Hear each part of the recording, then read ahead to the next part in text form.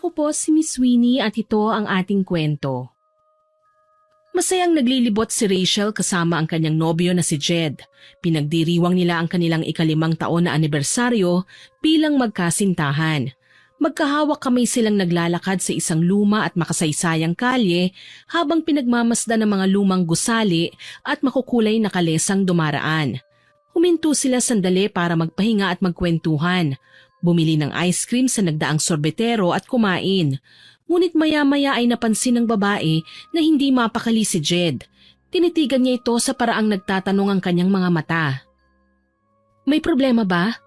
Love, hindi ko na mapigilan. Okay lang ba sa'yong maiwan ka muna rito? Hahanap muna ako ng comfort room. Kanina pa talaga ako naiihi eh. Sige love, hihintayin kita rito. Bumalik ka kagad ha? Naiwang mag-isa si Rachel. Habang nagmumuni-muni ay dumako ang paningin niya sa isang maliit na tindahan ng antik malapit lamang sa kinaroroonan niya. Tinitigan niya ang shop. May kung anong puwersa ang bumubulong sa kanya para puntahan ang tindahang yun. Si Rachel ay mahilig mangolekta sa mga lumang bagay, tulad na lamang ng mga lumang libro, orasan at maski mga alahas. Kalaunan, nagdesisyon siyang pumunta doon at pumasok. Agad siyang namangha sa maraming bagay na nasa loob nito. Ngunit sa gitna ng napakaraming mga lumang bagay na nasa loob, isang item lang ang kanyang labis na nagustuhan. Isang kwintas. Sa unang tingin pa lang kapansin-pansin na ang taglay na ganda ng kwintas kahit medyo luma na ang disenyo nito. Ang chain nito ay yari sa makapal na ginto na bahagyang kumupas ng ningning. Ngunit sa halip na makabawas sa kagandahan nito, lalo pang nagbigay ng karakter at lalim para sa dalaga. Sa gitna ay may nakasabit na pendant na hugis bilog, kulay pula na may nakapalibot pa na isang bilog naman na malapad. May GA na naka-engrave sa simbolo sa likod nito. May kakaibang ningning ang kwintas, isang uri ng kagandahang hindi kayang tapatan ng mga modernong alahas. Elegante itong pagmasdan. Excuse me, magkano ito? Bibilhin mo ba ate? Bagay na bagay sa'yo yan, promise. Ang ganda mo na, mas gaganda ka pa kapag suot mo yan. Aba, at marunong ka pa talagang mambola ha? Pero sige, depende sa presyo kung kaya ng bulsa ko.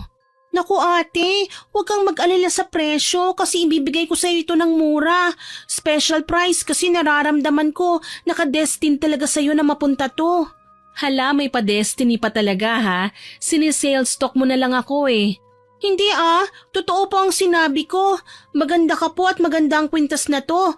Perfect combination po kayo. O siya, tama na ang bola. Ikaw talaga. Magkano nga ito? Lumang-luma na to ate. Pero walang katulad ang ganda nito. Libo-libong taon na ang nakalipas, maganda pa rin. Talaga? Alam na alam mo Oo naman, maliit pa lang ako mahilig na ako magbasa ng mga libro sa kasaysayan natin. Kaya lahat ng mga antik na nandito sa maliit naming tindahan ay alam ko ang history. Ganun ba? Magkano nga ito? Sabi ni Lolo kung ibebenta ko raw ito sa jewelry shop, pinakamababa ng 20,000. Pero dahil mukha ka mabait at maganda, ibibigay ko na lang sa'yo ng 10,000. 10,000? Sigurado ka dyan? O baka naman niloloko mo lang ako? Opo, yan po talaga ang sabi ni Lolo. Habilin niya sa akin. Nasan ba ang lolo mo? Siya ang gusto kong makausap tungkol dito. Umalis po saglit eh. Ako raw po muna ang magbabantay dito sa pwesto. Ganun ba? Ang ganda sana kaso ang mahal talaga. Ganun talaga ating maganda. Antik po yan Bihira na makakita ng ganyan. Hay, gustong-gusto ko talaga, kaso hindi kasya sa budget ko Sayang. Sige na po, para sa inyo. 9,000 na lang. Sayang naman, bagay na bagay pa naman sa inyo. Ilang taon ka na ba? Ang galing mo magbenta ha? 16 po ako, pero bata pa lang ako tumutulong na ako kay Lolo dito sa pwesto. Kaya pala marunong ka ng mambola. Ay, hindi po bola yun totoo lang. Tignan niyo po, parang ginawa talaga yung kwintas na yan para sa inyo. Ay nako, sige na, aalis na ako. Baka makahanap pa ako ng mas mura sa ibang tindahan. Ay, teka lang po. Akala ko po ba gusto niyo talaga ang kwintas na ito? Gusto ko nga pero kahit gaano ko pa kagusto, kung wala naman sa budget, wala talaga. Praktikal lang bata. Pero ate, iisa lang yung kwintas na yan eh. Hindi ka na makakakita ng kapareho niyan kahit saan. Hindi man ako makahanap ng kapareho, at least baka makahanap ako ng mas mura pero maganda rin. Sige na nga po. Last price, 7,000. Para sa inyo na talaga yan. Mahal pa rin bata eh. At ngayon lang ako nakakita ng kwintas na overpriced na, nasa surplus pa na nakadisplay. Ay, ate, grabe ka naman. Pero sige na nga, final offer. 5,500. Luging-lugi na nga kami ni lolo niyan eh. 5,000, kukunin ko na yan. Ate naman, parang kami pang namamali mo sa presyo niyo eh. Eh, ikaw din naman ang nagsabi bagay sa akin, di ba? Baka malas ka pa kung mapunta yan sa iba. Ay, o siya. Deal na tayo dyan, ate. Pero promise ha, aalagaan mo yung kwintas. May kwento yan eh. May kwento? Anong kwento? Sikreto ng lolo ko yun. Malalaman mo rin sa tamang panahon. Ay naku, hindi ko nabibilhin yan. Baka mamaya may kasamang multo yan eh, ibang ngisi mo eh. Ay, hala, multo ka agad. Nagbibiro lang naman ako ate. Heto na oh, nabalot ko na. Bayaran mo na lang para may buena mano na ako. Alam mo, natutuwa ako sa'yo. Oh, heto ang bayad. Pero sure ka ha, walang multong kasama to. Wala po, promise. Thank you ate. Sobrang saya ni Rachel dahil nakuha niya ang kwintas sa halagang 5,000. Magaling talaga siyang makipagtawaran, lalo na kapag gusto niya ang isang bagay. Malapad ang kanyang ngiti habang iniabot ang bayad kay Kai, at pagkuha ng kwintas ay agad niya itong itinupi sa maliit na tela at itinago sa bulsa ng kanyang sling bag. Pagkalabas niya ng tindahan, agad niyang natanaw si Jed sa di kalayuan. Palinga-linga ito, halatang hinahanap siya. Napansin ni Rachel ang kunot sa noo ng nobyo kaya dali-dali siyang lumapit, kasabay ng pagtiyak na hindi kita ang biniling kwintas. Kilala niya si Jed, mapanuri, praktikal at hindi basta naniniwala sa mga antik na paninda, lalo na sa mga nakahilera lang sa bangketa o kaya naman ay sa maliit na tindahan sa tabi ng daan. Baka raw kasi na niloloko lang siya na antik ito pero hindi naman pala totoo. Pinaluma lang ang itsura para tumaas ang presyo at saka bihira na raw ang tunay na antik sa panahon ngayon. Ano na naman ang ginagawa mo sa tindahan na yun? Huwag mo sabihing bumibili ka na naman ng mga antik kuno. Hala ka naman, hindi ah. Tumingin-tingin lang ako sa mga nakadisplay habang hinihintay kitang makabalik, pampalipas sa oras. Nabusog ba ang mata mo sa katitingin doon? Oo naman, maraming magaganda ron. Gusto ko nga sanang bilhin yung isa eh. Oh, ayan na. Tara na nga at mukhang nagbabala ka na naman bumili ng kalat. Uy, hindi kalat yon, may halaga yung mga ganon. Sus! Sige, pagtanggol mo yung hilig mong wala sa hulog. Huwag ka lang sana makatapat ng scammer at naku, talagang sayang ang pera. Hayaan mo na, wala akong binili, promise. Bumungis-ngis si Rachel habang pumulupot sa braso ng kanyang nobyo. Umuwi na sila sa kanilang apartment pagkatapos ng kanilang pamamasyal. Kinagabihan, halos hindi siya mapakali sa excitement. Pagkatapos mag-ayos ng gamit, kaagad niyang kinuha ang maliit na kahon mula sa loob ng bag. Maingat niyang binuksan yon. Animoy may hawak siyang kayamanang dapat pag-ingatan. Sabik niyang kinuha ang kwintas at dahan-dahang inilagay sa kanyang leeg. Pagharap niya sa salamin, tila huminto ang oras. Halos abot tenga ang kanyang ngiti habang pinagmamasdan ng sarili. Bumagay sa kanyang kwintas. Parang sinadya talaga na para ito sa kanya. Dahil sa sobrang saya, naging magaan ang kanyang pakiramdam. Mahimbing at payapa siyang nakatulog. Kinabukasan, masigla siyang bumangon. Nakaayos na siya at suot pa rin ang kwintas. Ayaw na niyang tanggalin. Paglabas niya ng kwarto, eksaktong sabay sila ng pagbukas ng pinto ng kwarto ni Jed. Good morning, babe. Naputol ang bati ni Jed nang mapansin ang suot ni Rachel. Agad niyang sinipat ito at bahagyang nagtaas ng kilay. Ang ganda ng kwintas mo, love. Ngayon ko lang nakita yan ah. Ah, ito ba? Matagal na to sa akin. Kagabi ko lang naalala isuot. Kasama to sa mga nabili ko noon sa mga antique shop. Sigurado ka ba dati mo pa yan nabili? Baka binili mo yan kahapon. Huy, hindi ah. Baka lang hindi mo napansin dati. Madalas ko kasing tinatago ang mga ganito para hindi mo ako mapagsabihang nabudol na naman ako. Patingin nga. Hay nako, ewan ko na lang kung magtatagal bang antik na yang kuno. Oo naman, magtatagal to kung iingatan ko. Peke man to sa paningin mo, sa akin hindi, no? Pero in fairness, bagay sa'yo, love. Lalo kang gumanda. Talaga ba? Oo, pero sana, huwag mong inililihim sa akin kapag bumibili ka ng mga ganito. Promise, wala akong sinisikreto sa'yo. Pagbalik niya sa loob ng kwarto upang mag-ayos, muli siyang tumingin sa salamin. Habang pinagmamasdan ng sarili, tila nanlalamig ang kanyang batok. Hinaplos niya ito at kasabay ng kanyang paghawi sa buhok ay napansin niyang medyo nangingitim ang balat sa paligid ng kwintas. Parang may markang iniiwan ito sa kanyang leeg. Napakunot ang kanyang noo, ipinikit niya ang kanyang mga mata at nang dumilat siya, nawala ang marka. Malinis at maganda pa rin ang kanyang leeg habang suot ang kwintas. Ilang gabi din niya itong isinuot. Maayos at mahimbing naman ang kanyang pagtulog. Pero paglipas ng 1 linggo ay nagsimula na ang isang kakaibang bangungot.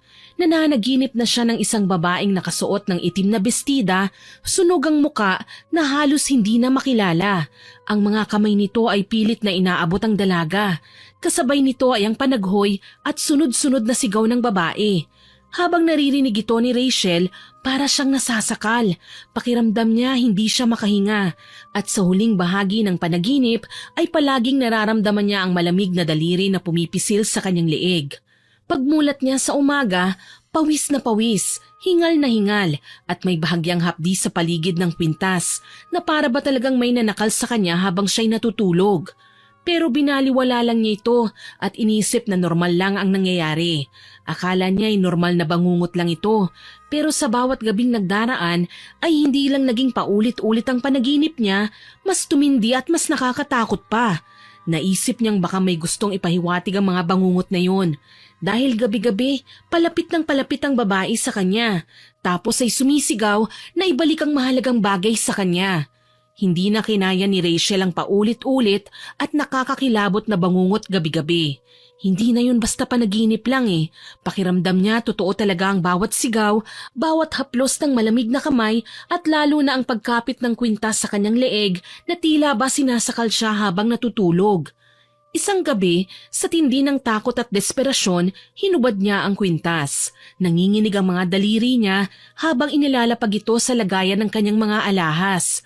Tapos ay bumalik siya sa kanyang higaan, umaasang makakatulog na siya nang wala ng ligalig. Ngunit pagsapit ng hating gabi, nagising siya ng walang dahilan. Nagulat siya nang makitang suot niya ang kwintas na hinubad na niya. Kinalma niya ang kanyang sarili. Imbis na matakot ay inisip na lang niyang baka panaginip din yun nung naghubad siya ng kwintas kagabi. Hinubad niya ulit yun at inilagay sa kanyang taguan. Bumalik sa kanyang higaan at sinubukang muling makatulog. Kinabukasan, pagdilat ng mata niya, agad siyang napahawak sa leeg. Nandun ulit ang kwintas. Naramdaman niyang parang nanigas ang buong katawan niya. Dali-dali siyang napatayo at tumakbo papunta sa harap ng salamin. At doon niya nakita na totoo ngang nakasabit sa kanyang leeg ang kwintas na ilang beses na niyang sinubukang alisin. Napalunok siya at ang kaba sa dibdib ay para ng sasabog. Naglabasan na rin ang malalamig na pawis sa kanyang noo. Unti-unti siyang napaupo nang bumalik siya sa kanyang kama. Nanlambot bigla sa takot. Bakit ganun? Anong nangyayari? Tinanggal ko na to kagabi Nang mapagtanto niyang may kakaibang nangyayari, doon na niya naramdaman ang matinding kilabot. Agad siyang napatakbo kay Jed. Wala na siyang choice kundi ang aminin sa lalaki ang lahat. Love, may aaminin ako sa'yo eh. Ano yun, love? Okay ka lang ba? Yung kwintas, hindi ko talaga dati pa nabili. Kagaya ng hinala mo, binili ko yon nung isang araw na nagkita tayo sa may antique shop. 5,000 ko nabili. Ang ganda kasi parang may humihila sa akin na kunin yun. Teka, akala ko ba hindi ka bumili nun? Nagsinungaling ako, love. I'm sorry. Ikaw talaga. Sige na, wala na tayong magagawa dyan. Nabili mo na eh. Love, may problema pa eh. Oh, ano? Simula nang suotin ko to, sunod-sunod na yung bangungot ko. Laging may lumalabas na babae sa panaginip ko. Sunog ang muka, galit na galit. Sinasabi niya, ibalik ko raw ang pag-aari niya. Yan na nga ba sinasabi ko eh. Masyado ka kasing nauhumaling sa ganyang anik-anik na wala namang silbi. O ano ngayon napala mo? Hindi ko naman alam na may ganito, love eh. Maganda kasi tong kwintas kaya nahikayat akong bilhin. Tsaka sa tagal-tagal kong nangongolekta ng mga antik na bagay, ngayon lang ito nangyari sa akin. Anong silbi ng ganda ng kwintas na yan kung lagi kang binabangungot? Mag-isip ka naman. Dapat no mo pa sinabi to. Alam ko, natakot lang ako. Pero ngayon, mas natatakot na ako. Parang may mali talaga eh. At kahit ilang ulit kong alisin, bumabalik pa rin ito sa leeg ko. Tiningnan ni Jed ang kwintas, tsaka muling tinignan si Rachel. May halong pag-aalala sa kanyang muka. Tigas kasi ng ulo mo eh. Sinabi ko na sa'yo dati, huwag kang basta-basta bumibili ng mga ganyang bagay. Kasalanan mo yan. Oo na, kasalanan ko na. Pero ano nang gagawin natin ngayon? Ayoko na. Natatakot na talaga ako, Jed. Ay, okay, sorry. Hindi na kita sisisihin. Ang mahalaga ngayon, matigil niyang nangyayari sa'yo. Paano? May kaibigan ng tito ko. Isa siyang albularyo, si Mang Elias. Matagal na siyang tumutulong sa mga ganitong klaseng kaso. Dinala siya dati ng pinsan ko sa isang bahay na may lamang masamang espiritu at napalayas talaga niya. Sa tingin mo, matutulungan niya ako? Hindi ko alam. Pero may choice ba tayong iba? Punta natin bukas para malaman natin kung ano yan. Walang sinayang na panahon ng magkasintahan. Kinaumagahan ay agad nilang binisita ang albularyong si Mang Elias na nakatira sa liblib na baryo sa paanan ng bundok. Matanda na ito pero malakas pa rin at matalas ang isip. Kilala ang matanda hindi lang sa kanilang bayan kundi maging sa mga kalapit na lugar dahil sa husay nito sa panggagamot ng mga may sakit. Kadalasang mga nagiging pasyente niya ay ang mga tao na tinatanggihan na sa ospital. Bukod sa pagpapagaling ng may mga karamdaman, dalubhasa rin si Mang Elias sa pagbibigay kahulugan sa mga panaginip, bangungot at mga kakaibang karanasan. Maraming beses na siyang tinawagan ng mga taong dumanas ng kababalaghan sa kanilang bahay o kaya naman ay ang mga paniniwalang sinapian ng masamang espiritu. At sa lahat ng yun, madalas ay matagumpay niya itong naaayos. Pagkarating nila sa maliit at amoy insensong kubo ni Mang Elias, agad silang pinapasok ng matanda. Sa loob, puno ng mga lumang anting-anting, halamang gamot at mga kasangkapang pangritwalang paligid. May altar din ito sa isang sulok kung saan naroon ang ilang kandilang nakasindi at larawan ng mga santo. Mabuti na padalaw ka, Jed. May kasama ka pang magandang dilag. Magandang araw po, Mang Elias. Magandang araw. May maitutulong ba ako sa inyo? May gusto lang po sana kaming malaman tungkol sa bangungot nitong si Rachel. Ano? Totoo ba na sinamahan mo siya rito para kumonsulta sa akin? Pero sa pagkakaalam ko, hindi ka naniniwala sa mga katulad namin, di ba, Jed? Ba't parang nabaliktad ang hangin ngayon? Totoo po yan. Aaminin ko, hindi talaga ako naniniwala sa ganyan. Pinagtatawanan ko nga lang ho ang tito ko kapag nagkukwento siya. Kaso, naisip ko, wala namang mawawala kung maniniwala minsan, lalo na kung para sa kaligtasan naman ng mahal sa buhay. Tama ka. Ano bang nangyari sa kanya? Binabangungot po eh. Tumahimik si Mang Elias at mapanuring tinignan si Rachel. Nagsimula namang magkwento ang dalaga. Ganito kasi yun, Mang Elias. May nabili po akong luma pero eleganteng kwintas. Simula nung isinuot ko ito, lagi na lang po akong binabangungot tuwing gabi. Tsaka kahit anong gawin kong paghubad nito, kusang bumabalik po sa leeg ko. Natatakot na po ako eh. Habang nakikinig, dahan-dahang tumango ang matanda. Maya-maya'y kinuha nito ang isang maliit na kahoy na mangkok at nilagyan ng langis. Tsaka bumulong ng mga salitang hindi maunawaan. Maaari ko bang makita at suriin ang kwintas na yan, iha? Ito po, ito yung binili ko sa isang antique shop. Maganda po siya, pero may isang babaeng sunog ang muka at galit na galit. Lagi po niya akong sinisigawan na ibalik ko na raw ito sa kanya. Hinubad ni Rachel ang kwintas at iniabot sa matanda. Pero segundo lamang ang tinagal nun sa kamay ng matanda at biglang naglaho. Napaatras si Mang Elias, napasinghap at mariing napapikit ang kanyang mga mata habang dinadama ang matinding enerhiyang dumaloy sa kanyang katawan nang mahawakan ng kwintas. Mabigat. Sobrang bigat ng bagay na yan. Nakaramdam ng hindi maganda ang matanda. Batid niyang may masamang aura ang bagay na yon. Napako ang paningin niya sa leeg ng dalaga dahil kusang bumalik nga doon ang kwintas. Napakapit naman si Rachel sa braso ni Jed, nanginginig at namumutla. Saan mo yan nakuha? Hindi yan pangkaraniwang kwintas lang. Anong ibig mong sabihin, Mang Elias? May multo bang nakakabit dito? Anong gagawin natin? Yung babae, lagi siyang galit tapos gusto niya itong kunin sa akin. Gustong-gusto ko na po itong alisin pero hindi ko naman po naaalis. Hindi mo nga basta-basta maaalis ang bagay na yan. Alam mo bang ipapahamak ka niyan kung hindi natin maaagapan? Masama at malakas na espiritu ang nakakapit dyan. Ano? Natahimik bigla ang albularyo at nakiusap sa dalaga na iharap sa kanya ang parte ng kwintas na may mga nakaukit na simbolo. Nanlaki ang kanyang mga mata nang mabasa kung ano ang nakasulat sa pendant nito. Ayos lang po ba kayo, Mang Elias? Hindi. Hindi maaari ito. Saan nyo nakuha ang kwintas na yan? Nabili ko nga po sa isang maliit na antique shop. Alam mo bang ang kwintas na yan ay may malagim na kwento? Kwento? Ano pong kwento? Pagmamay-ari yan ni Magdalena. Isang delikadong nilalang at walang awa nung panahon niya. Teka lang, Mang Elias.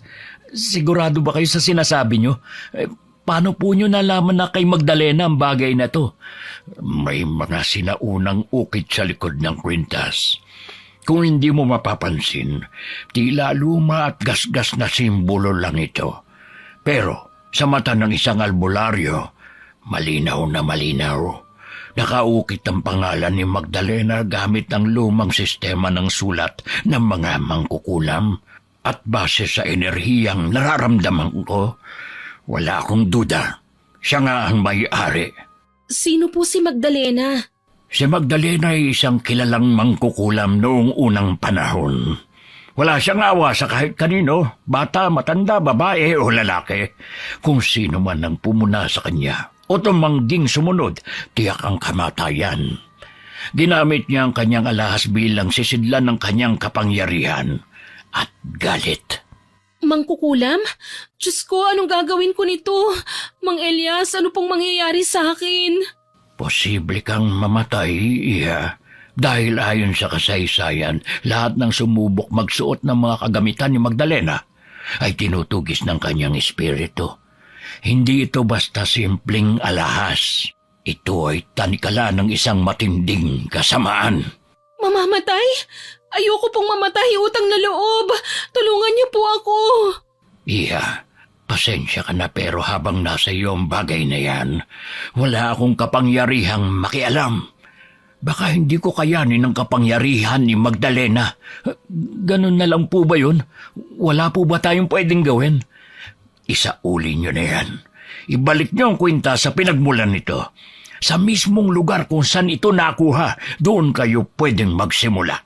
Kung ganun, gagawin ko po ang sinabi niyo. Bumalik kayo rito kapag nagawa niyo na para mabigyan kita ng proteksyon. Tumango si Rachel. Pagkatapos ay nagpaalam na sila sa albularyo. Kaagad silang nagpunta sa antique shop na yon at hinanap ang dalagitang nagbenta sa kanya ng kwintas. Ngunit hindi nila ito nakita doon. Ang kanilang naabutan ay isang matandang lalaki. Nakatali ang mahaba at maputi na nitong buhok tsaka may suot itong 3 medalyon na nakasuot sa kanyang leeg. Parang mga anting-anting. Tumayo ito at hinarap ang dalaga.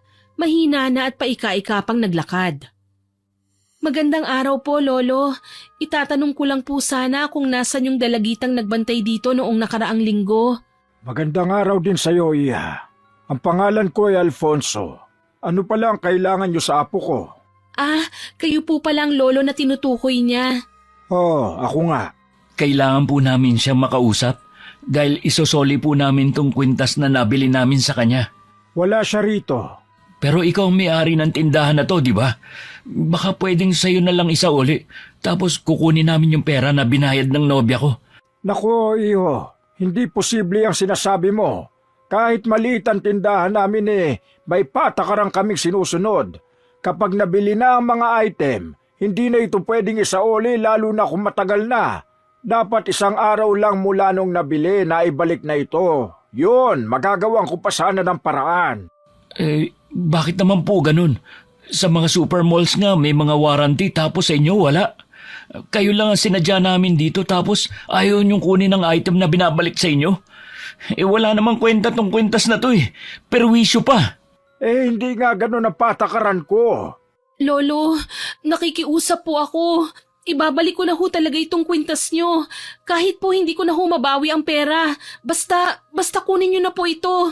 Natatakot na po kasi akong mabangungot dahil dito Bangungot? Teka, anong kwintas ba ang tinutukoy mo?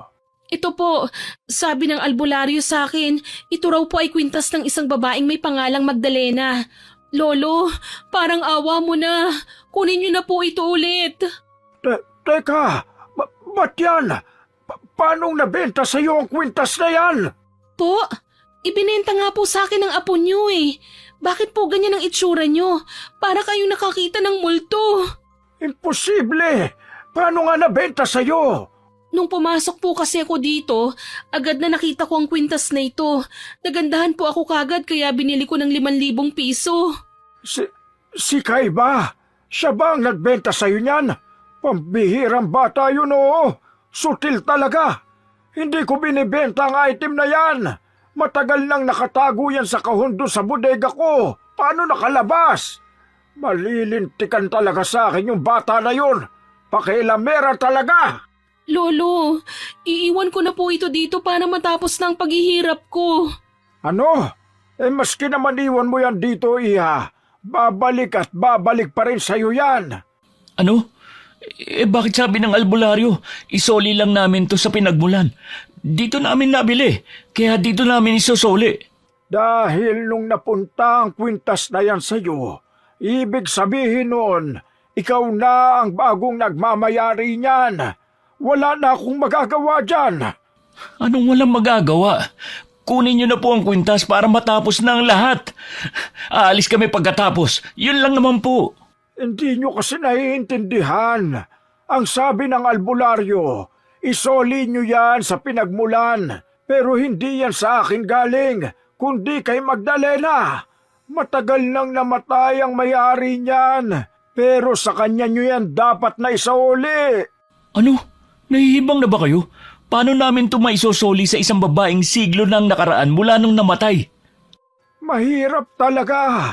Kaya nga matagal kong itinago ang bagay na yan dahil alam ko ang taglay na sumpa niyan.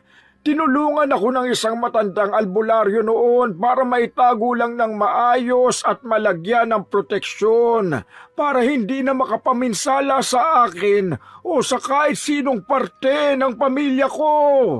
At pinakialaman ng apo mo, kaya nabili ni Rachel. Ano ngayon ang gagawin natin? Hihintayin nating mamatay na sa hirap tong nobya ko at wala kang pakialam sa bagay na yun? Pasensya na kayo. Wala na akong magagawa sa bagay na yan. Anak ng... Anong walang magagawa? Ulitin ko, iho. Hindi ko na yan pagmamayari. Basta ito lang ang masasabi ko. Iha, hindi ka patatahimikin ng may-ari niyan hanggat hindi mo na ibabalik sa kanya ang kwintas na yan. Ayoko na po. Nakakatakot ang babaeng yun. Ayoko na po siyang makita. Paano ko po ba masusoli ito sa kanya? Hindi sa pagbabalik ng kwintas matatapos ang sumpa. Mas malaki pa ang problema ninyo. Si Magdalena ay isang mangkukulam na pinatay ng mga Kastila. Sinunog at hindi man lang nabigyan ng maayos na libing. Ang kanyang kaluluwa ay nananatili sa mundo. Naghahanap ng kapayapaan. Ang kwintas na yan ay bahagi ng kanyang ligaw na kaluluwa. Marami na yang napagbigyan at isa na roon ang asawa ko. Ano? Tama ka lang narinig. Nabiktima na rin ang kwintas na yan ang asawa ko. Isang araw, Umuwi siya sa bahay. Suot ang kwintas na yan. Napulot daw niya sa daan at wala namang nagmamayari. Kaya kinuha niya. Ayun, mula noon hindi na yun naalis sa leeg niya. At tapos tulad mo, nagpapakita din sa kanya si Magdalena. Malas ang kwintas na yan. Pinahirapan niya ang asawa ko hanggang sa namatay. Namatay ang asawa niyo nang dahil dito? Oo, pinatay ng mangkukulam na yon ang misis ko. Ano ba namang kalokohan yan? Hoy, tanda! Sinasabi ko sa'yo, kunin mo na to.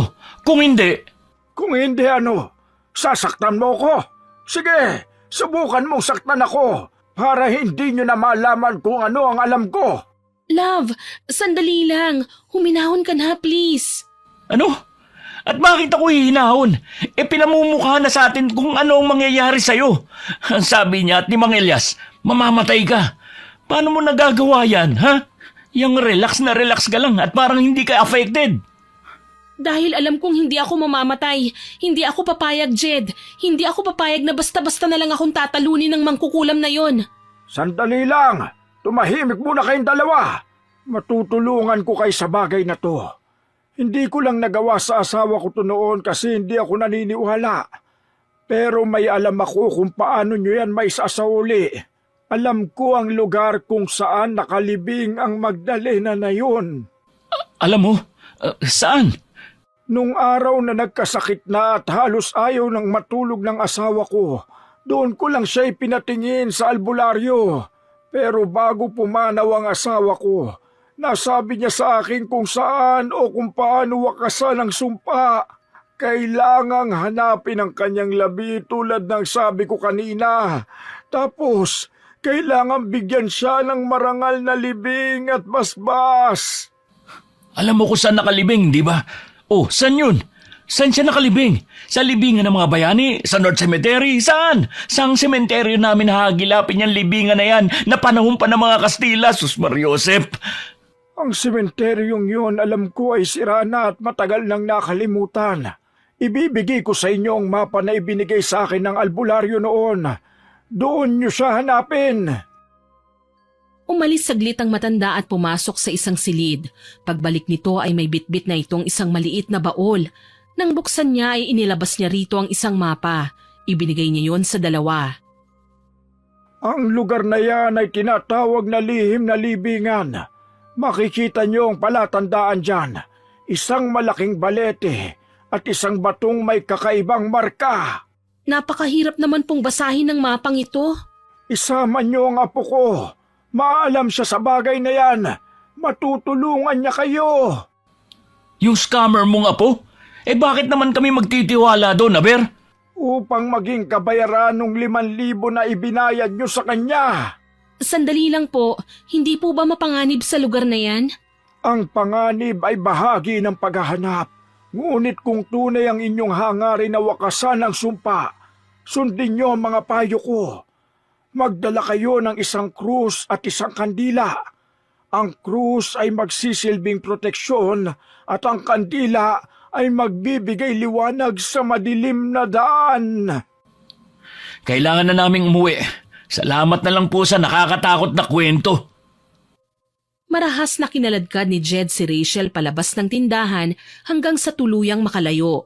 Tiimbagang siyang nakasakay sa tricycle at walang sali-salita hanggang makarating sa inuupahan nilang bahay. Hindi kumbinsido ang lalaki sa sinasabi ng matanda. Para sa kanya ay gawa-gawa lamang ng matanda ang kwento para takutin sila. Marami na nga siyang problema sa trabaho, dumagdag pa itong girlfriend niya. Naaabala rin siya dahil lamang sa pinaniniwalaang nakakatakot na kwintas. Love, pasensya ka na ha. Pangako hindi ko na uulitin na bumili ng kung ano-ano. Gawin na lang kaya natin ang payo ni Lolo Alfonso kanina para matigil na ito. Naniniwala ka naman sa matandang yun. Hindi ka talaga nadadala, no? Halata namang kwentong pambata yung pinagsasabi niya kanina eh. Naniniwala ako sa kanya dahil ako mismo ang nakaranas, Jed. Alam kong hindi ka basta naniniwala sa ganon, pero hindi ba nakita mo mismo kung paano naglaho sa kamay ng matanda ang kwintas at kusang bumalik sa leeg ko? Paano mo maipapaliwanag yun, ha? Akin na nga yung kwintas na yan. Bakit? Anong gagawin mo sa kwintas? Huwag ka na magtanong. Manood ka na lang. Hawak na ni Jed ang kwintas at mabilis niyang binuksan ang gasol. Sinimulan niyang isalang sa apoy ang kwintas, ngunit isang malamig na hangin ang dumaan at sa isang iglap ay namatay ang apoy. Nagulat na lamang siya nang makitang wala na doon ang kwintas. Napatingin siya kay Rachel na nagulat din sa nangyari. Nakasabit na ulit ito sa leeg ng dalaga.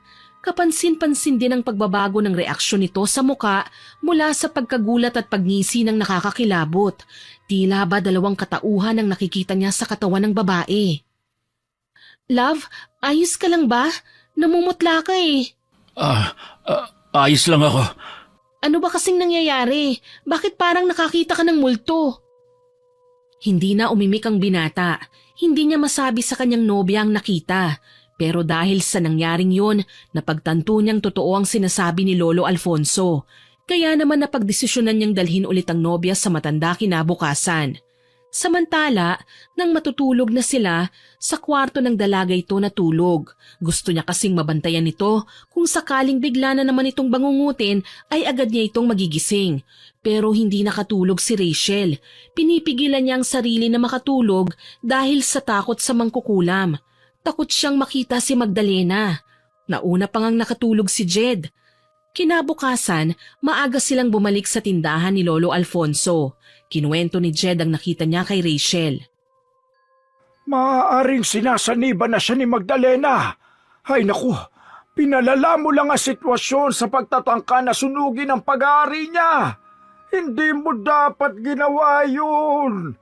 Alam mo bang posibleng mas magagalit sa iyo ang mangkukulam, lalo na at sunog ang ikinamatay niya?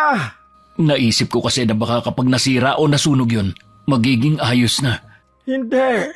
Wala talagang ibang paraan, iho, kundi ang maisoli ang bagay na yan at mabigyan siya ng maayos na libing. Yun lang. Hanapin niyo na siya bago pa mahuli ang lahat. Kay, Lolo, bakit po?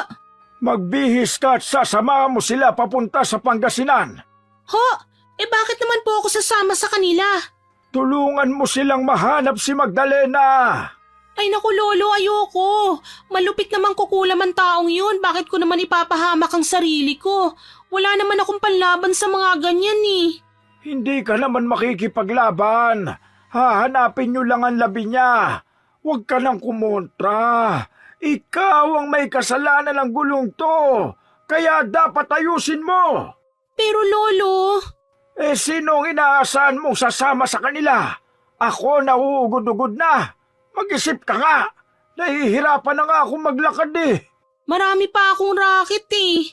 Yang racket-racket na yan na nagbibigay ng problema. Kung hindi mo pinakialaman ang kwintas sa kahon, hindi ito mangyayari sa kanila ngayon. Lagi kong ipinaalala na walang papasok sa bodega maliban sa akin. Pero sadyang matigas yung ulo mong bata ka. Kabwisit ka. Sorry na po, hindi ko po sinasadya. Parang may humihila kasi sa akin para pumasok sa bodega at kunin ang kwintas eh. Kaya huwag kang umangal kung ikaw ang sasama sa kanila. Pagbayaran mo ang kasalanang nagawa mo. Oo na po. Huwag na kayo mag-aksaya ng panahon. Hala sige, maghanda na kayo habang mataas pa ang araw. Matapos kunin ni Kai ang iilang kagamitan, ay nagtungo silang tatlo sa terminal at nagpunta sa isang baryo na may baybayin. Nang nasa eksaktong address na sila, inilabas na ni Kai ang mapa. Si Kai ay isang dalagita na mahilig sa kasaysayan at isa sa palagi niyang pinagkukuhanan ng impormasyon ay ang kanyang lolo at mahilig din siyang magbasa ng libro. BA in History din ang kinukuha niyang kurso at isa sa pinakagusto niyang gawin ay ang tumuklas ng mga bagay-bagay na may kinalaman sa history ng iba't ibang lugar ng Pilipinas. Ang sementeryo na kanilang pinuntahan ay tila nakalimutan na sa tagal ng panahon. Matatagpuan ito sa dulo ng isang masukal na daan malapit sa baybayin kung saan bihira na ang taong dumadaan o nagpupunta. Buo pang tarangkahan ito pero kalawangin na at halos nakabitin na sa isang bisagra. Ang mga bato nito ay bitak-bitak na at ang iba ay halos natatakpan na ng makakapal na damo at ugat ng puno. Ang mga lapida, karamihan ay burado na ang mga letra at tanging maririnig sa parting yun ay ang mga malalakas na huni ng mga uwak. Ayon sa alamat ng mga albularyo, ang lihim na libingan ay matatagpuan sa ilalim ng isang lumang simbahan sa likod ng isang pader na gawa sa bato. Pero ang simbahan na yun ay matagal nang nawala at ang pader ay tibag na at putol-putol. Sabi ng lolo mo, isa sa palatandaan ay ang malaking puno ng balete. Oo, may puno nga ng balete. Tignan nyo, mukhang dito na nga tayo. Hali kayo! Narating nila ang tibag-tibag na pader malapit sa dagat at nakitang isang maliit na yungib malapit sa malaking puno ng balete. Nandito na nga tayo! Ang galing! Hindi naman pala mahirap hanapin eh. Sigurado ka ba?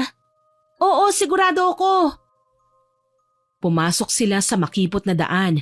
Habang papasok sa tunnel ay unti-unting nawawala ang liwanag mula sa labas kaya sinindihan ni Kayang dalang kandila. Nagpatuloy sila at napansin ni Rachel ang pag-ilaw ng suot niyang kwintas. Napahawak siya ng mahigpit sa braso ni Jed dahil sa takot. Oh, bakit? Umiilaw tong kwintas eh. Pinagsasabi mo. Wala naman ako nakitang ilaw ah. Umiilaw nga. Ayan oh, tingnan mong mabuti. Wala naman ah. Kung umiilaw yan, edi sana hindi tayo nangangapa sa maliit na ilaw nitong kandila na bitbit ni Kay. Hindi nyo nakikita? Hindi nga. Hindi naman ate. Napatingin si Rachel kay Kai nang bigla itong nagsalita. Nakatitig lamang ang babae sa suot niyang kwintas. Biglang natulala si Rachel nang makitang tila bumagal ang kilos ng mga taong nasa paligid niya kasabay ng biglang pag-ihip ng malamig na hangin. Lumabo na rin ang kanyang pandinig. Nakikita niyang nagsasalita ang dalawa sa harap niya pero hindi niya ito naririnig. Mas lalong nagliwanag ang suot niyang kwintas. Sa liwanag nito, napansin niyang may mga aninong gumagalaw sa paligid. Mga anyong gumagapang, naglalabanan o nagtatago. Ngunit hindi pa siya tuluyang makabawi mula sa pagkakabigla ay bigla namang namatay ang kandila nila. Bumalot ang dilim sa tunnel na kanilang dinaraanan. Tinawag niya ang dalawa ngunit walang sumasagot. Tanging ang sariling tinig lang niya ang umaalingaw-ngaw sa lugar. Unti-unti na siyang nilamon ng takot. Sa katahimikang yon, nagsimula siyang makarinig ng mga bulong. Mahina pero malinaw. Mga tinig na parang nagmumula sa iba't ibang direksyon sa lupa na tinatangay ng hangin papunta sa mismong loob nito. Napaatras siya at napasandal hanggang sa napasandal siya sa malamig na pader. Tinakpan niya ang dalawang tenga gamit ang dalawa niyang kamay. Pilit na iniiwasan ang mga tinig na lumalason sa kanyang isip. Isang buntong hininga ang kanyang pinakawalan bago lumakas ang kanyang loob na tanungin kung sino o ano ang mga nakikita niya. Ikaw na ba yan, Magdalena? Huwag mo naman kaming hadlangan. Nandito kami para isoli ang kwintas mo at mailipat ka na sa ibang libingan. Imbis na takutin mo ko, sana tulungan mo na lang kaming mahanap ang mga labi mo para matahimik ka na. Habang nagsasalita siya, patuloy pa rin ang mga bulong sa paligid. Karamihan ay hindi maintindihan pero may ilan siyang naririnig na malinaw, mga salitang tila may gustong ipahiwatig. Bigla na lang uminit ang kwintas na suot niya. Sobrang init, parang baga ng uling na halos masunog ang balat niya. May usok na lumabas mula sa kwintas at mula roon ay unti-unting lumitaw ang isang muka. Sunog, balot ng galit at puot. Nakakapanindig balahibo ang boses nito, parang nagmumula sa ilalim ng lupa. Hindi pa siya nakakakilos nang maramdaman niyang parang may humigpit sa leeg niya. Para siyang sinasakal ng hindi nakikitang kamay. Hirap na hirap siyang huminga. Nagsimulang nanlamig ang buong katawan niya at para bang may napakabigat na bagay na dumadagan sa kanya. May parte sa isip niya na gustong lumaban, gustong humiyaw, pero unti-unti nang bumibigay ang katawan niya. Dumidilim na ang paningin niya hanggang sa halos wala na siyang makita. Bago siya tuluyang mawalan ng malay, nasulyapan pa niya ang kandilang muling sumindi. Hawak ito ni Kai. Nagising si Rachel sa isang puting silid. Medyo malabo pa ang kanyang paningin. Ramdam niya ang mabigat at masakit na ulo. Sa wakas, gising ka na. Sino ka? Nasaan ako? Kumunot ang noo ni Jed nang marinig ang sinabing yun ng kanyang nobya. Agad ipinaliwanag ng doktor na maaaring nagkaroon ng trauma ang utak ng dalaga at posibleng magkaroon ng amnesia dahil na rin sa pagkakabagok nito nang mawalan ng malay. Ilang araw ding na-confine si Rachel sa ospital. Nag-leave si Jed sa trabaho upang maalagaan ang nobya niya. Hindi naging madali ang bawat araw para sa kanila. Ang dating masayahin at masiglang dalaga, ngayon ay tahimik at laging tulala. Wala na ang dating sigla sa mga mata nito. Napalitan niyo ng matinding lungkot at paminsan-minsan nagiging matalim at marahas ang mga tingin niya. Kapansin-pansin ang pagbabago ng ugali ni Rachel. Minsan ay nahuhuli siyang nakikipag-usap sa wala. Minsan ay nakangiti lang habang nakatitig sa kung saan. May mga sandaling bigla siyang nagiging agresibo at nagsasalita ng mga salitang hindi maintindihan. Para bang may ibang nagpapagalaw sa kanya? Pati pananamit niya ay nag-iba. Palagi nalang gusto niya ay damit na kulay itim. Nagwawala ito kapag hindi nasusunod. Lalong nag-alala si Jed sa kalagayan ni Rachel. Ayaw man niyang aminin pero pakiramdam niya unti-unti na itong nawawala sa katinuan. Lalo na't napapansin niyang halos hindi na ito natutulog sa gabi. Minsan pa nga, palihim niyang inalis ang kwintas ng dalaga at inilalagay ito sa isang maliit na kahon. Umaasang makakatulong ito sa ikabubuti ni Rachel, pero palaging bumabalik ang kwintas sa leeg nito. Love, hindi na ikaw yung dating Rachel na kilala ko. Sana gumaling ka na. Miss na kita. Malungkot si Jed. Sa kabilang parte ng kama ay doon naman nakaupo si Kai. Malungkot ang kanyang mga mata habang nakatingin kay Rachel. Kuya Jed, huwag kang magalit ha. Pero baka mas makakabuti kung dadalhin mo na lang siya sa isang albularyo. Hindi! Wag!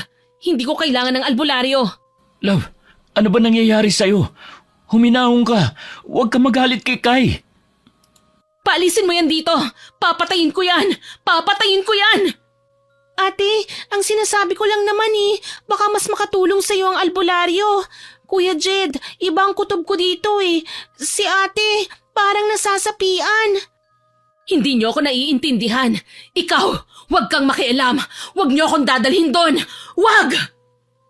Nagulat sina Jed at Kai sa biglaang sigaw. Iba ang timbre ng boses. Hindi na si Rachel ang nagsasalita. Napaatras silang pareho. Baka sa kanilang muka ang takot. Maya-maya, napahugulgol si Rachel. Love? Tapusin niyo na ito. Maawa kayo. Hirap na ako. Jed, tulungan mo ko. Rachel, nandito lang ako. Lalaban tayo, mahal. Lalapit na sana si Jed para yakapin si Rachel pero bigla itong napatayo. Matalim ang mga mata nitong tumingin kay Jed at saka ito tumawa ng malakas at marahas. Huwag kang lalapit. Hindi niyo ako mapapaalis dito. Akin ang katawang ito. Kuya Jed, may sanib nga siya. Kung sino ka man, layuan mo ang kasintahan ko! Huwag ka nang umasa, lalaki. Akin siya. Akin ang katawan niya. Hanggat may buhay si Rachel, hindi mo siya maangkin. Lalabang kami. Hindi ka magwawagi! Sulitin mo na ang bawat sandali dahil malapit ko na siyang angkinin. Buong buo! Hindi ka magtatagumpay! Kahit ano pa mangyari, hindi kita hayaang manalo, demonyo ka! Dahil sa matinding pagwawala ni Rachel, napilitan ng mga nurse na bigyan ito ng pampakalma. Isinaksak sa kanya ang gamot habang pilit siyang pinapahinto. Ilang sandali pa'y unti-unti siyang tumigil sa pag-iyak at tuluyang nakatulog, parang batang pagod na pagod. Habang nakatitig sa mahimbing na mukha ng dalaga, napabuntong hininga si Jed. Hindi na niya kayang makita ang pinagdadaanan nito sa loob ng ospital. Pakiramdam niya, mas lalong lumalala ang kondisyon ni Rachel sa lugar na yon. Kaya't matapos ang mahabang pag-iisip, nagpasya na siyang iuwi na lamang ito sa kanilang apartment. Pumirma siya ng waiver na magpapatunay na kusang loob niya itong ilalabas sa ospital maski hindi pa ito tuluyang gumagaling sa kanyang sakit. Pagkalipas ng isang buong maghapon, iniayos na nila ang lahat ng mga papeles. 3:00 na nang makalabas sila. Si Rachel tahimik lang at hindi umiimik na parang wala na naman sa sarili. Pero mas mabuti na rin yun para kay Jed dahil kahit papaano ay mauuwi na niya ng tahimik ang kanyang nobya. Samantala, maaga pa lang ay nakiusap na siya kay Kai na kung pwedeng sunduin ito si Mang Elias upang siyang tumingin sa kalagayan ni Rachel. Pumayag naman si Kai. Gabi na nang makarating si Mang Elias at Kai sa apartment ng magkasintahan. Pagbukas pa lang ng pinto ay nakaramdam na ng kakaibang matanda. Tumaas ang kanyang mga balahibo at napamura nang makita si Rachel. Bakit po, Mang Elias? Anong nakita nyo? May nakasanib sa katawan ng nobya mo. Sinasabi ko na nga ba tama ako. Isang napakalakas na nilalang ng dilim ang gustong agawin ng katawan niya. Hindi maaari ito. Anong gagawin natin ngayon, Mang Elias? Paano natin siya maililigtas? Itali niyo mga kamay at paa niya gamit ang lubid na nabasbasan ng benditadong langis ng Biyernes Santo. Makakatulong ito para di makawala sa ritual ang demonyo na yan. Ihahanda ko lang ang mga gamit ko. Nagdalawang isip man ay sumunod ang dalawa upang hawakan ang magkabilang kamay ni Rachel. Nagpupumiglas ang dalaga at nagwawala sa matinding galit. Pero nang maisuot sa leeg nito ang anting-anting ay nagmistula itong maamong tuta sa isang tabi. Sinubukan itong hawakan ng medalyon pero agad ding nabitiwan dahil nakaramdam ng pagkakapaso sa kamay. Itigil niyo yan! Anong gagawin niyo, ha? Anong gagawin niyo? Hindi niyo mababawi ang katawan ng babaeng ito! Akin na ito! Yun ang akala mo. Patutulugin kita para magkaroon kami ng oras para mahanap ang bangkay mo na makapagpahinga ng kaluluwa mo. Tiningnan ni Mang Elias ang dalaga. Hindi na si Rachel ang nakikita niya, kundi ang nilalang na sumanib sa kanya. Itinataas ng espiritu ang ulo nito, nakangisi at tila nang aasar. Hindi mo makukuha ang katawan ng dalagang ito. Gagawin ko ang lahat para mailigtas siya. Kaya mabuti pa ay manahimik ka na. Kung hindi, ako mismo maghahatid sa iyo sa impyerno. Sige, subukan mo. Kapag nagkamali ka ng hakbang, isasama ko kayong lahat sa impyerno! Hindi natinag si Mang Elias. Kinuha niya mula sa kanyang bag ang isang maliit na garapon ng langis, dahon ng ruda, asin at isang luma ngunit makintab na rosaryo. Maingat niyang isinara ang mga bintana, tsaka naglatag ng mga kandila sa 4 na sulok ng silid. Mang Elias, ano pong susunod? Walang magsasalita ng kahit anong salita habang nagsasagawa ako ng dasal. Huwag kayong matitinag anuman ang mangyari. At huwag na huwag niyong hahawakan ang katawan niya hanggat hindi ko sinasabi.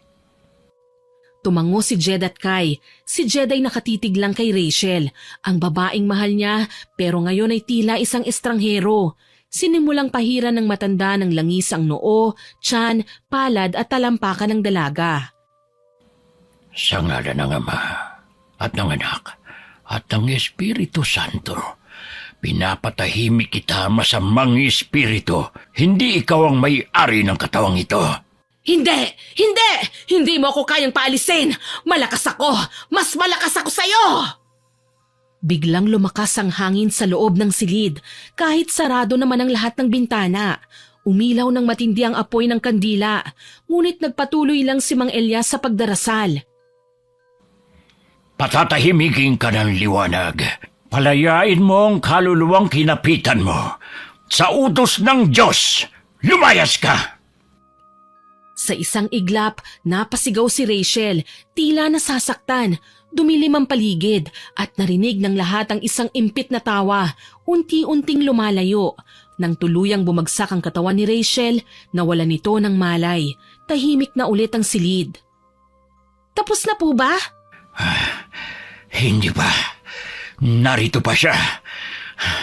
Pinanghihinaan pero hindi pa umaalis.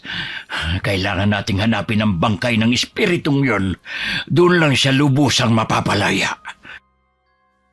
Kumuha sila ng taong maaasahan nila para bantayan si Rachel sa loob ng apartment. Nakatali pa rin ito kaya't hindi makagalaw o ano paman. Binalikan ng 3 ang lihim na libingan sa Pangasinan. Gumamit na sila ng flashlight at nagsimulang pasukin ang lagusan kung saan nakalagak ang ilang mga labi. Hindi lang isang nicho ang nakita nila.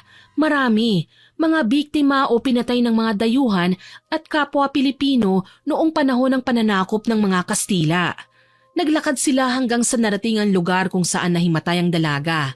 May nakita silang mga bitak-bitak doon at mula doon ay nagsilabasan ng iba't ibang uri ng insekto na parang pinipigilan sila. Nagdasal si Mang Elias, pumayapa ang paligid. Nagpatuloy sila sa paglalakad at nang halos marating nila ang dulo, malapit sa may bandang guho, nakaamoy sila ng kakaiba. Sobrang baho, parang amoy bulok. Halos masuka si Mang Elias at si Kai. Nagtataka naman si Jed sa ikinikilos ng dalawa. Kasunod noon ay may naapakan ng dalaga na basang likido. Nagmistulang putik yun dahil sobrang lapot. Nagtaka si Kai at si Mang Elias, ngunit hindi nila binigyan ng pansin ang likidong yon, kaya't nagpatuloy sila. Maya-maya, isang nakaumbok na semento ang kanilang nakita sa harap. Sa taas nito ay may isang nakakatakot na simbolo ang nakaukit, isang bungo na may 2 tadyang na krus. Pakitingnan nga po, Mang Elias, kung ito na ang libingan ni Magdalena. Parang may mali. Ho? May amoy na agnas na bangkay dito. Nang sabihin ito ni Mang Elias, ay tsaka palang naamoy ni Jed ang mabahong naaamoy ng dalawa. Nagdesisyon silang buksan ang nakaumbok na semento at ilang bagay na ipinantakip sa parang nicho. Nang mabuksan nila ito, maraming buto ang nakalagay doon, pero ang nakakagimbal na tanawin ay nang makita nila ang isang bangkay na kasalukuyan pa lang na naaagnas. Napaatras si Kai at hindi napigilan ng pagsuka. Walang hiya. Ginawa niya at ang libingan nito ng mga pinapatay na tao. Tignan niyo. Itong mga nakalagay sa nicho na ito. Lahat nakadamit pang babae. Ibig sabihin, puro babae mga ito.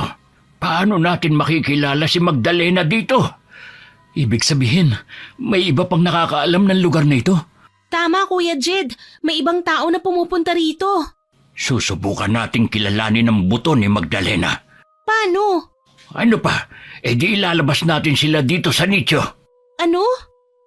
Nang marinig ni Kai ang sinabi ni Mang Elias, tila nanlamig ang kanyang katawan. Ngunit wala na silang ibang pagpipilian. Isa-isang kinuha ni Mang Elias at Jed ang mga buto mula sa nicho. Nang mailabas na ang lahat, ay tsaka naman inisa-isa ng matanda ang mga buto.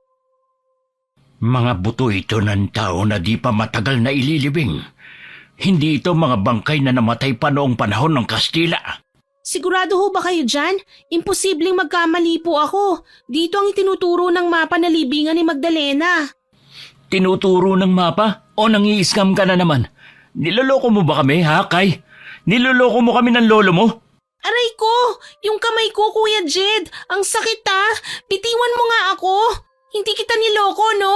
Wala kaming niloloko ni Lolo. Siguruhin mo lang. Dahil kung hindi, mananagot ka sa aking babae ka. Kapag may masamang nangyari sa nobya ko, ikaw ang mananagot.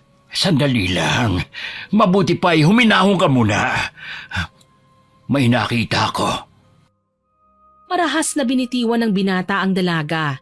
Nilapitan si Mang Elias na noon ay may pinulot na isang lumang sako. Ibinuhos nila ang laman nito at nakita nilang may mga buto roon na nakasilid. Kasama ng buto ay may ilang mga gamit. Mga lumang libro, garapa, manika at mga karayom. May kasama ring isang lumang larawan. Mga gamit ito sa pangkukulam. Baka... Tama ang iniisip mo, Kai. Maaring ito na yun. Teka, tingnan mo ito, Jed. Tingnan mo tong litrato. Bilis! Dahan-dahang iniabot ni Jed ang lumang larawan sa kamay ni Mang Elias. Isang babaeng nakasuot ng itim na bestida ang nakatingin diretso sa kamera. Papungay ang mga mata, walang ngiti sa labi, at tila may lungkot o galit na hindi maipaliwanag. Sa likuran niya ay may lumang bahay na gawa sa kahoy at bato at sa kanyang kaliwang kamay ay may hawak siyang isang manika na halos kapareho ng nakita nilang gamit na nakalagay kasama ng mga buto. Napakapit si Kai sa braso ni Jed at napalunok naman si Mang Elias. Maingat na ipinihit ni Jed ang larawan. Sa likod nito may nakaukit na mga salitang Latin at sa baba naman nito ay isang pangalan, Magdalena Ilustre, 1892. Siya si Magdalena? Hindi. Hindi to maaari. Imposible. Anong ibig sabihin nito, Mang Elias? Magkamukha sila ni Ate Rachel. Niloloko mo talaga ako, no? Bakit ako na naman ang sinisisi mo? Ano ba? Tinutulungan ko na nga kayo puro ka naman bintang. Malay ko ba kung bakit nagkaroon ng litrato dyan si Ate Rachel? Teka, baka naman reincarnated sila. Anong reincarnated? Hindi magiging si Magdalena ang girlfriend ko. Malayo sa ugali at sama ng pagkatao ng mangkukulam na yan. Hindi naman talaga dating masamang tao si Magdalena. Napatingin si Jed at Kai sa matanda at nagsimulang magkwento ito tungkol sa mga tunay na nangyari kay Magdalena. Si Magdalena Ilustre ay isang mestisa, anak ng isang ilustrado at isang lokal na babaylan. Magandang dalaga, matalino pero nakahiligan nito ang gawain ng kanyang ina. Mahilig siya sa mahika sa mga sinaunang karunungan. Namatay ang kanyang ina sa isang sunog na pinaniniwala ang kagagawa ng mga praile.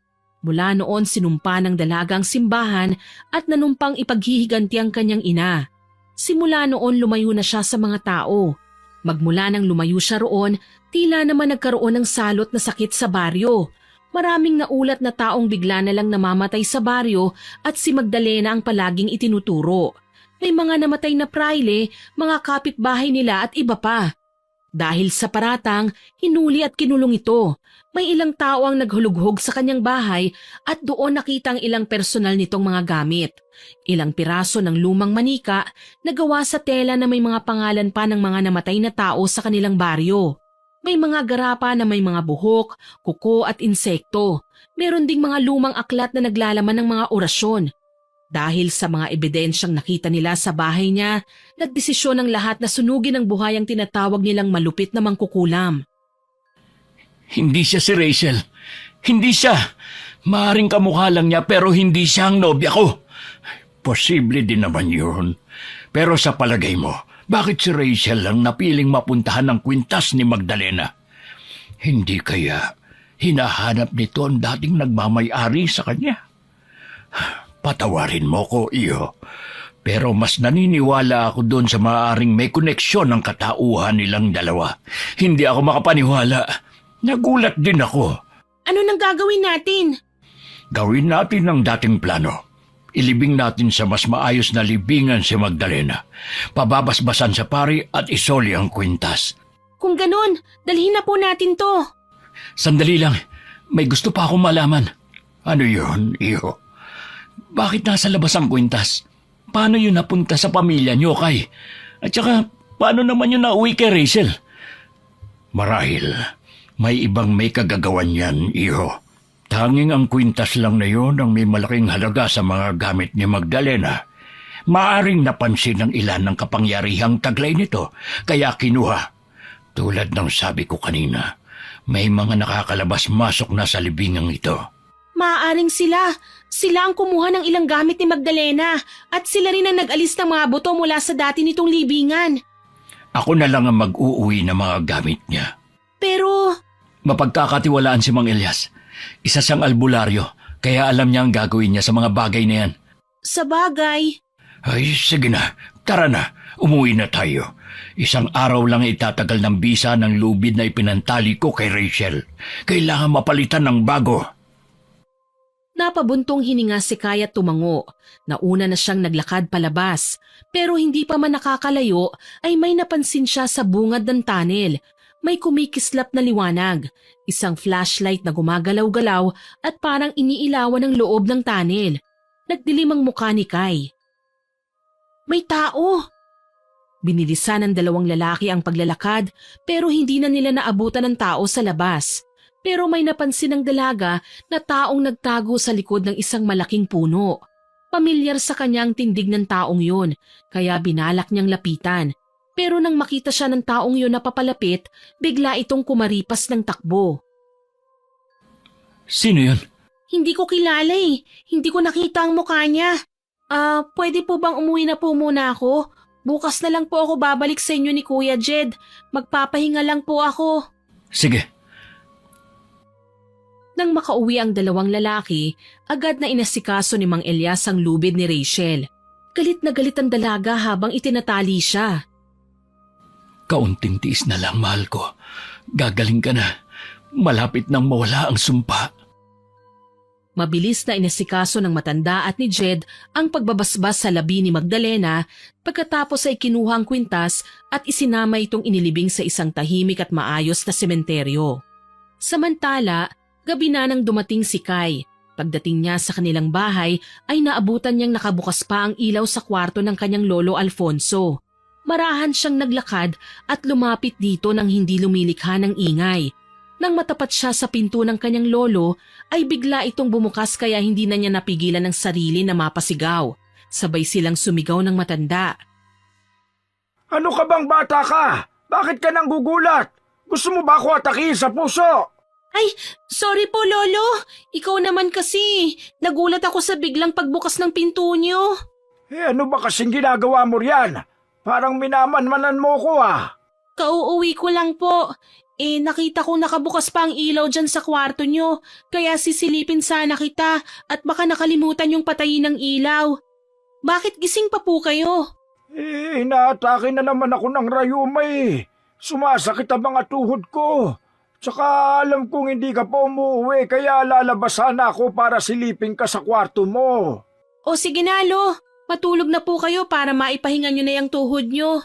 Ikaw din. Pero teka, hindi ka ba maghahapunan? Nagluto ako kanina ng paborito mong bulalo.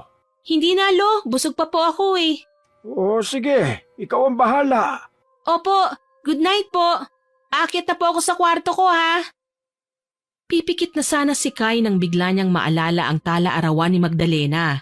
Dahan-dahan siyang bumangon at kinuha ito mula sa ilalim ng kanyang unan.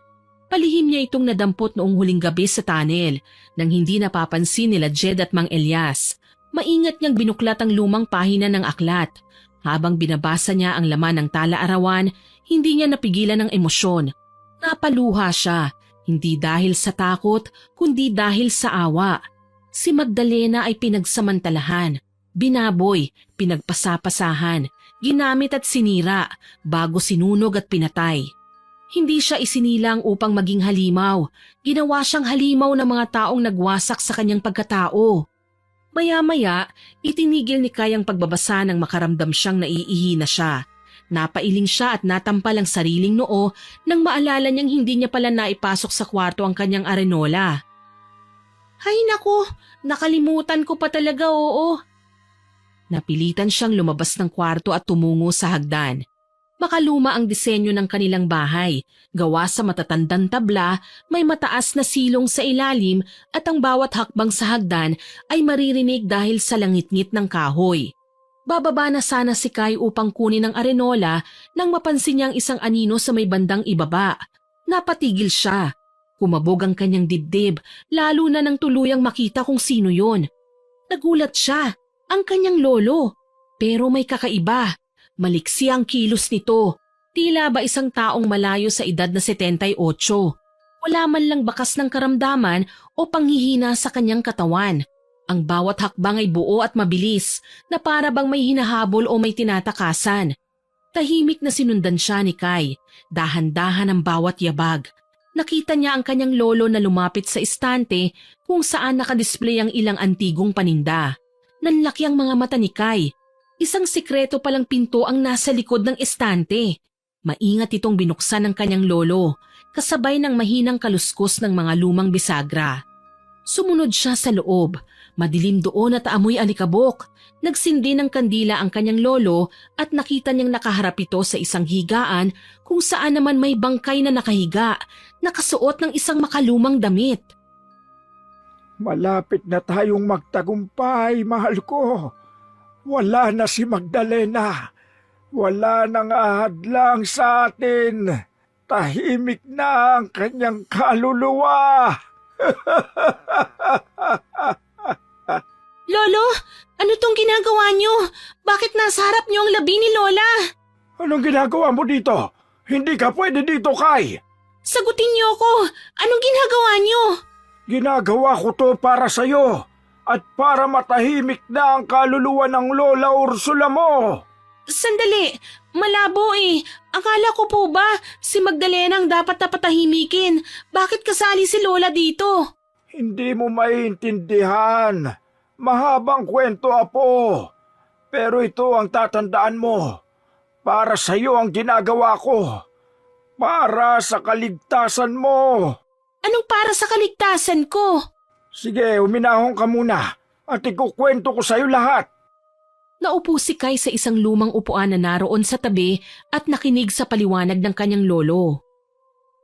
Kay, kami ng lola mo, katulad din ni Magdalena. Mga mangkukulam kami nung kabataan namin. Nang mabalita namin ang tungkol sa kwento niya, inasam naming maging kasing makapangyarihan niya. Ginawa namin ang lahat. Nag-aral kami ng mahika, nagsanay, nagsaliksik. Hanggang sa nalaman naming doon sa nakalibing, sa lihim na libingan. Kaya't ninakaw namin ang sinasabing makapangyarihang kwintas ni Magdalena. Natulala si Kai. Ilang beses din napalingon siya sa mga buto ng kanyang lola. Naguguluhan siya sa mga sinasabi ng kanyang lolo. Hindi kinaya ng lola mo ang mahikang iniwan ni Magdalena sa mga gamit niya. Unti-unti siyang nawala sa sarili hanggang sa tuluyang mawala sa katinuan. At sa huli, pinili niyang wakasan ang lahat. Saglit na katahimikan ng namayani sa pagitan nila. Kailangan nating mabawi ang kwintas. Ngayon na tahimik na ang kaluluwa ni Magdalena. Malamang ay hindi niya na ako mapipigilan. Baka may pag-asa pa tayong buhayin ng lola mo. Pero lolo, kung bubuhayin natin si Lola gamit ang kwintas, sigurado ba tayong wala na talagang sumpa? Hindi tayo sigurado, Kai. Pero ito na lang ang tanging pag-asa natin. Sandali lang, may tanong pa po ako. May mga nakita kaming labi sa mismong libingan ni Magdalena. Lolo, ikaw bang may gawa nun? Napayuko si Lolo Alfonso. Hindi niya makuhang tumingin sa kanyang apo. Ilang sandali ng katahimikan ang lumipas bago siya tuluyang sumagot. Matalino kang bata, Kai. Matalas ang pakiramdam mo. Kita mo ang mga bagay na pilit kong ikinukubli. Ibig niyong sabihin, kayo ang pumatay sa kanila? Lolo, bakit? Bakit niyo nagawa yun? Dahil bahagi yun na sumpa. Isa-isang nawala ang mga anak ko noon. Mga tiyuhin at tiyahin mo. Lahat sila igagaw sa akin. Hindi ko kinaya. Hindi ko na rin kayang mawala ka. Kaya napilitan akong gawin ang bagay na yon para mapanatili kang buhay, Kai. Pero kung ang paglibing lang pala kay Magdalena ang solusyon, bakit hindi niyo na lang yun ginawa? Bakit kailangan may mamatay pa? Muling natahimik si Lolo Alfonso. Ngayon muli siyang tumingin kay Kai, baka sa kanyang mukha ang bigat ng katotohanan. Dahil hindi si Magdalena ang nagbitaw ng sumpa, kundi ang lola mo. Nagulantang si Kai, para siyang binagsakan ng bato sa dibdib. Ano? Bakit naman niya gagawin yun? Para masiguro na ipagpapatuloy ko ang nasimulan niya. Nag-iwan siya ng sumpa na kailangan kong mag-alay at pumatay ng babae bago ang kaarawan niya. Ang sumpang yun ay humihingi ng dugo. Sobrang sama naman ni Lola. Sariling pamilya niya ay handang isakripisyo alang-alang sa kapangyarihan. Ano pang silbi nun? Matagal na siyang patay. Oras na mabuo ang kapangyarihan. Mapapasakamay ng natitira niyang tagapagmana ang kwintas. At sa pamamagitan nun, para na rin siyang buhay sa katauhan mo. Gusto niyong ipagamit ang katawan ko para maging tirahan ng kaluluwa niya, ganun ba? Oo, yan ang gusto ng lola mo. Konting tiis na lang, mapapasa akin din ang kapangyarihan ang kwintas na yun. Hindi ako papayag, Lolo. Mas gugustuhin ko pang mamatay kaysa maging masama katulad niyo. Paano niyo naaatim ang ganun bagay, Lolo? Wala ba kayong konsensya? Mahalaga ka sa akin. Gusto kong makasama kayong dalawa ng lola mo. Sa pamamagitan mo, parehas kayong mabubuhay. Lo, maraming buhay ang sinayang nyo. Hindi ko matanggap na may lahi pala akong mga demonyo. Mga walang puso. Sana hindi na lang ako pinanganak sa mundong ito. Ayoko maging demonyo katulad nyo. Kay! Kay! Umiiyak na tumakbo palabas ng silid si Kai. Bumalik siya sa kanyang kwarto at naglock ng pinto. Napapikit siya habang napaduos-dos na sumandal sa pinto. Tama nga ang kutob niya noong gabi. Anino ng Lolo Alfonso niya ang kanyang nakita, lalo na nung napulot niya ang pamilyar na flashlight. Yun ang dati niyang ginagamit noong bata pa lamang siya. Kay! Buksan mo tong pinto! Mag-usap tayo! Gusto ko po munang mapag-isa, Lolo. Kay, kailangan mo kong tulungan na matapos ang panghuling alay. Kailangang dalhin si Rachel sa lihim na libingan. Intindihin mo sana na para sa iyo ang ginagawa kong ito. Marahas na binuksan ni Kai ang pinto at galit na nakipagtitigan sa kanyang Lolo Alfonso. Napakamakasarili nyo! Parehas kayo ni Lola! Hindi nyo inisip ang manaramdaman ko, Lolo! Paano na ang mga pangarap ko sa buhay? Pagkatapos ng lahat ng to, pwede kang mamuhay ng normal ayon sa gusto mo. Ikaw pa rin ang may hawak ng buhay mo. Kaya tulungan mo kong tapusin ang huling misyon. Ganun-ganun na lang sa inyo ang pagkitil ng buhay. Intindihin mo ko, Apo. Ikaw ang natitirang babae sa angkan natin. Nakasalalay sa iyo ang darating na bagong henerasyon ng lahi natin. Masaya na ako ron. Yun ba talaga ang makakapagpasaya sa inyo? Oh, Paano nga pala namatay si Lola? ayaw ko sanang banggitin pero nung nawala sa katinuan ng lola mo, ay kumuha siya ng gasolina at sinunog ang sarili niya. Parehong apoy pala ang kahinaan nila. Sige, Polo, babalik na po ako sa pagtulog. Maaga pa po akong aalis bukas. Kinabukasan ay maagang umalis si Kai ng bahay. Nauna nang nagpunta sa lihim na libingan si Lolo Alfonso. Si Kai naman nagpunta sa apartment nila Jed. Samantala, maagang nagising si Jed dahil sa sobrang pananakit ng tiyan. Kaagad namang kumuha ng gamot at langis si Mang Elias at ipinainom sa binata. Umihip ang pinakamalamig na hangin at biglang bumukas ang kwarto na kinaroroonan ni Rachel. Bumungad ang mukha ng dalaga na nakangisi at may bitbit na manika at karayom. Rachel, ano nangyayari sa'yo? Imposible. Bakit nangyayari ito? Sutuli niya ang kwintas, Mang Elias. Akala ko ba tatahimik na si Magdalena oras na mailibing siya ng maayos? Hindi ko alam. Naguguluhan din ako. Maliban na lang kung ang nilibing natin kahapon ay hindi si Magdalena. Ano? Mga hangal! Anong gagawin natin, Mang Elias? Kailangan natin siyang maghapos ulit bago pa siya makapinsala sa atin. Rachel, gumising ka. Huwag kang magpakontrol sa demonyong yan. Huli na, lalaki! Tikman mo ang pagkademonyo ko! Namimilipit sa sobrang sakit si Jed nang tusukin ni Rachel ng paulit-ulit ang tiyan ng manika. Aligagang kumuha ng abakang lubid si Mang Elias para muling itali si Rachel. Ngunit hindi pa man siya nakakalapit ay tumilapo na siya matapos bumigkas ng iilang Latin na salita si Rachel. Napaigik ang matanda nang tumama sa kahoy ang kanyang likuran. Magdalena, naipalibing ka na namin. Ano pa ang kailangan mo? Bakit hindi ka matahimik sa kabilang buhay? Tigilan mo na ang batang yan! Buhay niya ang kailangan ko, hindi ang paglibing ni Magdalena! Anong ibig niya sabihin, Mang Elias? Isa lang ang nasisiguro ko, Jed. Hindi si Magdalena ang kausap natin. Kung hindi si Magdalena, sino ang nasa katawan niya? Si Lola Ursula! Siya ang kumokontrol sa katawan ni Ate Rachel! Napalingon ang dalawa sa bagong dating na dalaga. Buong tapang na ikinuwento ni Kai sa mga kasama ang lahat ng revelasyong nalaman niya mula sa kanyang Lolo Alfonso. Ang katotohanan sa likod ng mga kasinungalingan. Ipinagtapat niya kung paanong ginamit sila ng kanyang lolo para maipalibing si Magdalena. Hindi dahil nais nitong itama ang mali, kundi upang tuluyang alisin ang hadlang sa matagal na nitong binabalak. Ang muling buhayin ng lola ni Kai.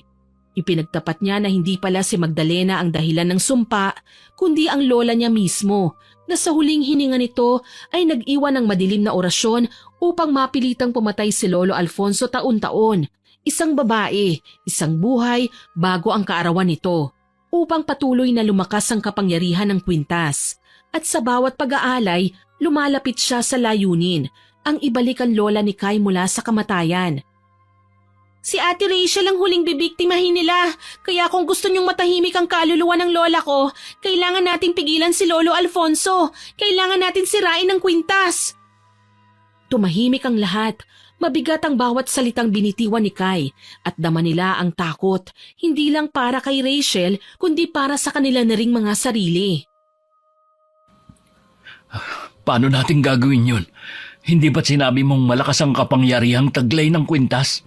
Oo, pero may nabasa ako sa huling pahina ng tala-arawan ni Magdalena. Isang paraan para tuluyang masira ang kwintas.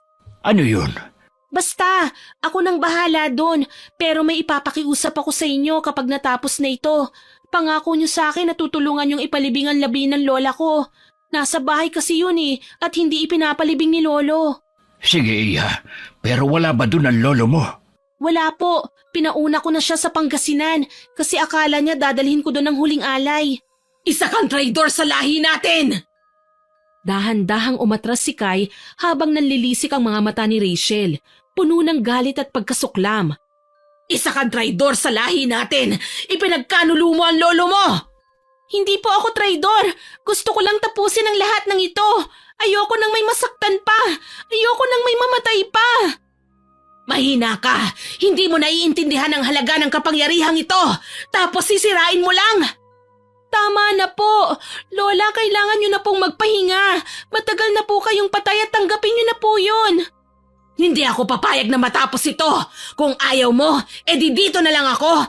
At ikaw ang gagawin naming alay ng lolo mo! Akin na ang katawan ng babaeng ito! Dinakma ni Rachel ang leeg ni Kai at sinakal. Bitiwan mo ko! Biglang napatingin si Jed at Kai sa mukha ni Rachel. Unti-unting nagbago ang anyo nito. Lumitaw ang sunog na anyo ng isang babae na may balat na parang natusta. Ngunit sa isang iglap, parang may pumigil kay Rachel. Napatingala ito na tila may narinig na tinig. Tumigil siya sa paggalaw. Napawi ang ngiti. At sa katahimikang yon, dahan-dahang naglaho ang sunog na anyo at bumalik ang dating mukha ni Rachel. Ngunit may kakaiba. Ang kanyang mga mata hindi na kayumanggi, kundi matingkad na maputlang asul na tila ba na hindi na siya ang naroon. Sa katahimikan ng paligid, biglang nagsalita si Rachel. Tama na! Magdalena? Ikaw si Magdalena? Ngunit hindi sumagot ang babae. Paiba-iba ang itsura ni Rachel. Parang may nangyayaring digmaan sa katawan niya. Dalawang kaluluwa na parehas na hindi matahimik sa magkaibang dahilan. Si Lola Ursula para sa kapangyarihan at si Magdalena para naman sa pagpigil sa kasamaan. Bigla nitong hinarap si Kai at tinanguan. Gawin mo na, Iha! Nang marinig ang sinabi ni Magdalena, dinukot ni Kai ang kutsilyo na binao niya bago siya pumunta sa bahay nila Jed. Dahan-dahan niyang hiniwa ang kanyang palad. Nanlaki ang mga mata ni Rachel sa ginawa niya at hindi inaasahan ang susunod na nangyari. Gamit ang dugo ang kamay ay hinawakan ni Kai ng mahigpit ang kwintas. Umusok ito kasabay noon ang panghihina ni Rachel. Nabitawan nito ang kanyang leeg at nanlalambot na napaluhod sa lupa. Anong ginawa mo, Kai? Patawarin mo ako, Lola, pero sobra ng kasamaan niyo. Hindi ko hahayaan na may mga buhay pa na malagay sa panganib dahil sa pamilya natin. Ito lang ang tanging paraan para wakasan ang inyong nasimulan. Ako ang tutuwid sa kamaliang nagawa niyo ni Lolo. Tuluyang tinanggal ni Kai ang kwintas sa leeg ni Rachel at isinuot sa sarili. Napasigaw si Rachel at biglang naglupasay ang katawan. May usok na lumabas mula sa bibig ng dalaga hanggang sa nawalan ng malay. Rachel! Rachel! Sa palagay ko'y ligtas na siya. Pero ano na ngayon ang susunod na mangyayari, Kai? Kailangang mawala ang dahilan kung bakit napipilitang maging masama si Lolo. Anong ibig mong sabihin? Gagawin ko na kung ano ang tama. Ayoko maging katulad nila. Anong gagawin mo, Iha? Uuwi na po ako Asahan po ninyo na hindi na kayo magugulo ng pamilya ko. Nilapitan ni Jed ang dalaga at umiiyak itong nagbitiw ng isang pasasalamat. Maraming salamat sa naitulong mo sa amin, Kay. Marami man akong pagdadalawang isip, pero pinatunayan mong mabait ka at totoo kang tao. Napangiti si Kai. Pagkaalis ng dalaga ay agad na binigyan ni Mang Elias ng proteksyon si Rachel para hindi na muling pasukin ng anumang mabibigat na kaluluwa. Samantala, pagkalipas ng halos isang araw, muling nagkita ang maglolo. Ganun na lamang ang galit ng matanda nang makitang wala ng labi ng kanyang asawa at mas lalo itong nagalit nang makitang sira na ang kwintas. Anong ginawa mo?